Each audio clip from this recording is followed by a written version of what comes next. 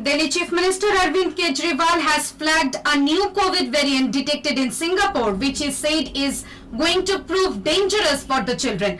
Arguing that it can come as a third wave in India, he suggested that the centre should take immediate measures including suspension of flights to and from Singapore.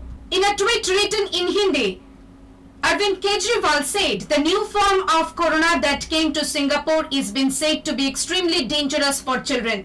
In India, it may come as a third wave. My appeal to the central government, air services with Singapore to be cancelled with immediate effect. Priority on vaccine options should be worked out for the children too.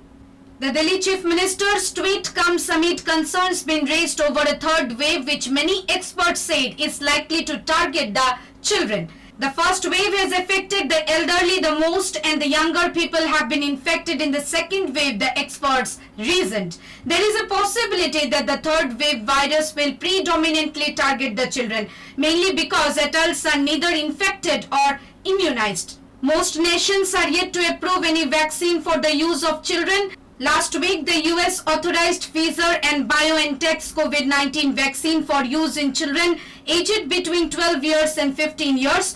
Canada is expected to follow the same. On 13th of May, India gave clearance for Covaxin on children aged between 2 years and 18 years. Most states, including Delhi, though are grappling with a vaccine shortage. Covaxin stocks in Delhi for the 18 to 44 year age group was exhausted last week. The number of adults vaccinated so far is also minuscule.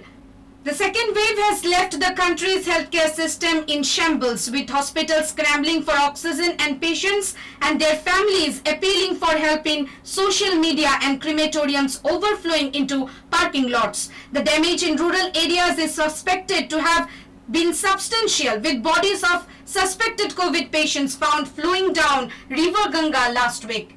Bureau Report, Halabol.